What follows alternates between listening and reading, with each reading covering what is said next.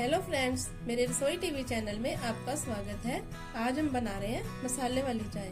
मसाले वाली चाय बनाने के लिए मैंने 2 कप पानी गर्म होने के लिए रख दिया है। अब हम इसमें डालेंगे 8 से 10 पत्तियां पुदीने की, 8 से 10 पत्तियां तुलसी, 2 काली मिर्च जिसको मैंने दरदरा पीस लिया है, 1/4 चम्मच अजवाइन, 1 टुकड़ा अदरक जिसको मैंने कद्दूकस कर लिया है। चीनी और पत्ती आप अपने स्वाद अनुसार ले सकते हैं। इन सभी को हम पानी में डाल देंगे।